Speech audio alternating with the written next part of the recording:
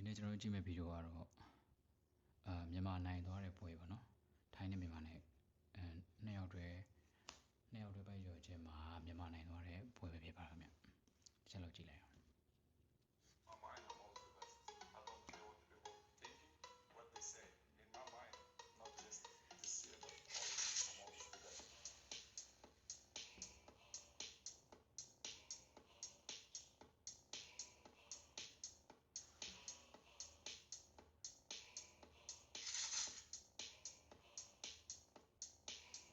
ဒီဟာလေးကတော့ကျွန်တော်သဘောကျလို့ပေါ့နော်ကျွန်တော် reaction video editing အတူလေးလုပ်တာဖြစ်ပါခင်ဗျနည်းနည်းလေးကြည့်လို့အဆင်ပြေအောင်ပေါ့နော်ကျွန်တော်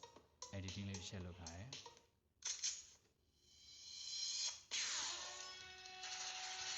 ဒါလေးကတော့ကျွန်တော်ရဲ့channel name လေးပဲဖြစ်ပါခင်ဗျကျေးဇူးပြုပြီးတော့ကျွန်တော် subscribe လေးလုပ်ပေးပါဘာဖြစ်လို့လဲဆိုတော့လေကျွန်တော်ဒီပိုက်ကျော်ချင်းအားကစားမှာကြတော့လူကြည့်ရမ်းနေတယ်ပေါ့နော်လူစိတ်ဝင်စားမှုနေတယ်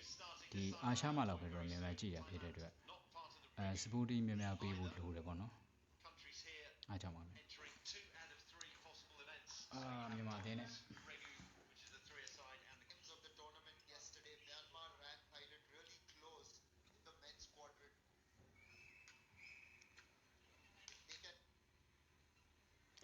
မြန်မာဘက်ကငယ်သေးရနော်ကဲမိကောဟိုမိုက်ရောဟာနော်အရက်ကလည်းရှည်ကြီးဆိုရတော့အဝေးယူကန်ကျွန်တော်တို့အခုဒီနေရာမှာပေါ့နော်ဒီနေရာမှာသူကအတူပေါ့နော်ကျွန်တော်တို့ဒီပိုက်ကျော်ရင်းကိုမှာအတူတည်တာပေါ့အဲ့လိုအတူတည်တဲ့အခါမှာဟိုတစ်ဖက်ကတစ်ဖက်ပြိုင်ဘက်ကပေါ့နော်ဘလော့ကဘယ်နေရာမှာ position ယူထားလဲပေါ့အဲ့ဒါကိုဒီဘက်ကlift ကနေပြီးတော့မတင်ပြီးတဲ့ဒီဘက်ကထောင်ပြီးတဲ့သူကတစ်ချက်ကြည့်မှတည်ရတာဖြစ်ပါမယ်နောက်တစ်ခုကနှစ်ယောက်လုံးကနတ်တယ်ဆိုရင်တော့မြန်အတူတည်တာအရန်အမှတ်ရတယ်ပေါ့နော်မြန်တာဟုတ်တော့ရိုက်ချက်တာမြန်တယ်တစ်ဖက်က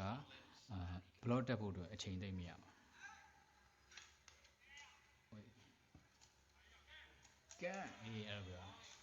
မြန်တယ်ကွာအတူတော့ကြတော့တစ်ဖက်ကဘလော့တက်ဖို့အချိန်သိမ့်မရနေလေးတွေဖက်ခနဲ့ရိုက်ချအဲ့လိုတော့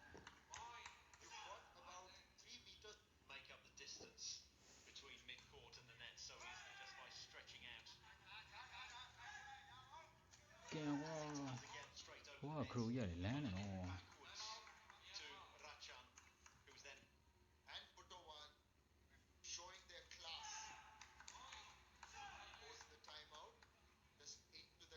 စားပြက်လာ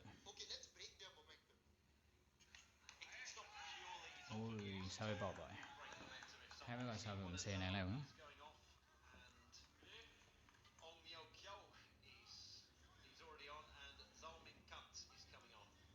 ဖိုက်တာဇော်မင်းခန့်ကိုဇော်မင်းခန့်ပေါ့ကဲမဝင်ဘူးနော်မများလာဘူးထိုင်ဝေး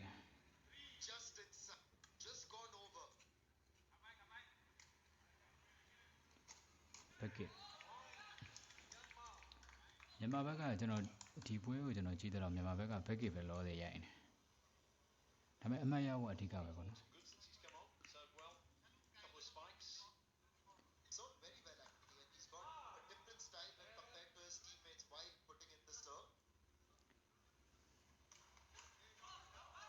โอ้ยစားပဲပေါက်သွားတယ်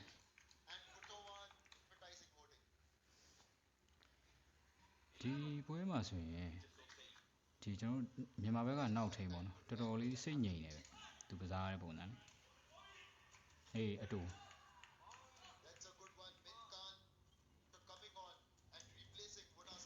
အဲ့ဒါပုံမှန်ရိုက်တဲ့ရိုက်ချက်ဆိုရင်အကောင်ဘယ်လိုမိလောက်လဲဖိုက်တာဟိုဘက်ညာဘက်ကိုခွဲရသွား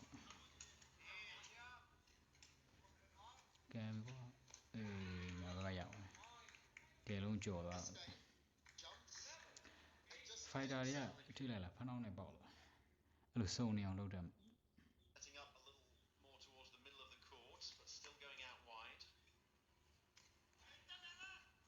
ကဲကွာ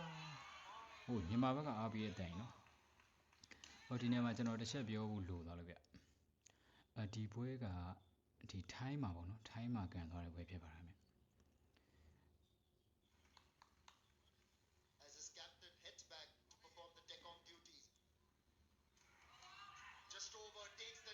အေးအတူတည်ပြီနော်ဒါအတွက်အတူတည်တစ်ဖက်ကဘလော့တက်ဖို့အချိန်တိတ်မရဘူးနော်တစ်ဖက်ကလည်းမြန်မြန်ဖိုက်တာလည်းမြန်မြန်ရိုက်ချတာဆိုနှိမ့်တော့ကျွန်တော်ချန်တော့ပြေးချိန်မရအောင်ဖြစ်အတူကန်ချက်တွေအဲ့မှာအားတာချက်ရှိတယ်ကန်ရောဒီထဲမှာတော့မြန်မာပြည်သက်တွေအများကြီးပဲနော်ရှေ့အော်နေ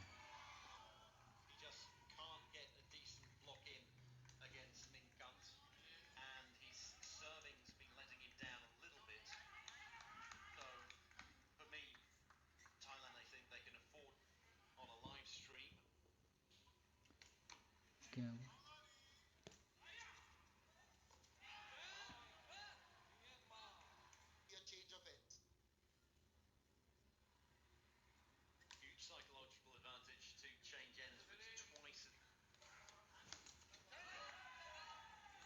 စားပဲနောက်တစ်လုံးပေါက်သွားပြန်ပြီဗျာစားပဲနောက်တစ်လုံးပေါက်သွား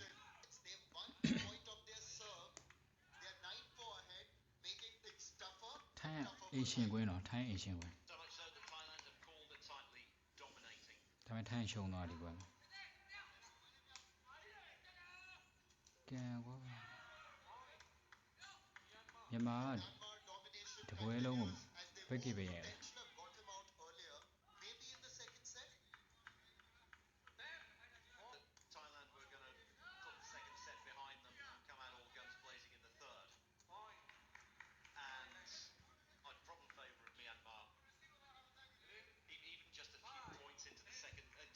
ဘယ်နဲ့ကန်လာနော်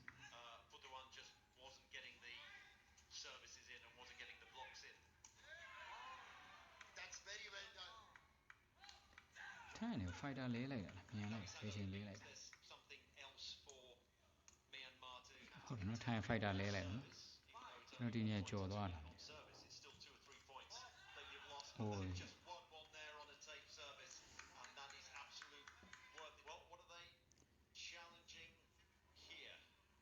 challenge savage တဲ့ challenge savage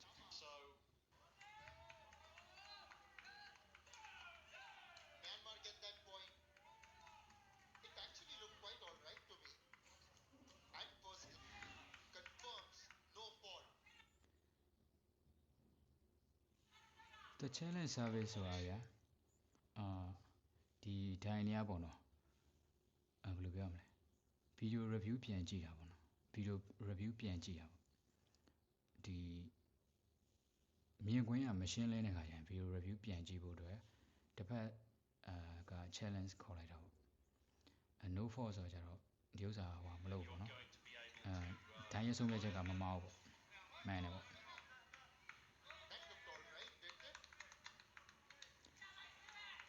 ခါလေကြရင်ကွင်းလေကအကွင်းထဲကထိုင်ရပါတော့မြင်ကွင်းရဲမရှင်းတဲ့ခါမှာတစ်ဖက်ကနီးပြအဲ့လိုမျိုးမြင်ကွင်းရဲမရှင်းလိုက်တဲ့ခါမျိုးမှာ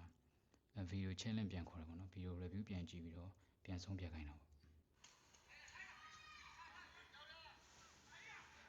ကန်ကွာ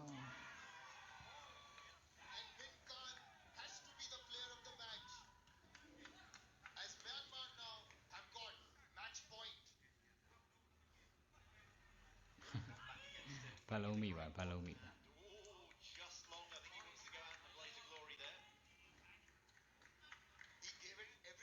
ဖိုက်တာကိုစောမင်းခံနော်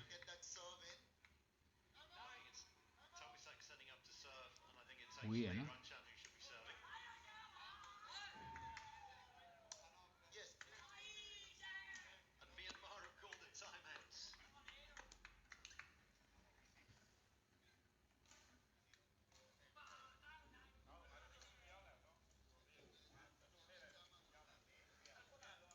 နောက်ထိန်ကကိုအောင်မျိုးကျော်နော်နောက်ထိန်နာမည်ကိုအောင်မျိုးကျော်ဖိုက်တာကိုစော်မင်းခန့်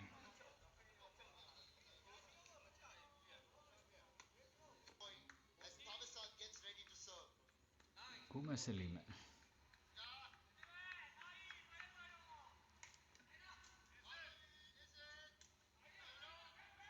ကန်ကွာ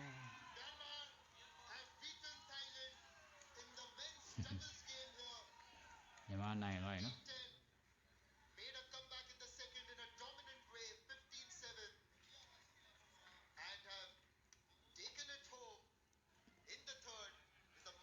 ကျွန်တော်ကဒီဗီဒီယိုပေါ့နော်ဒီ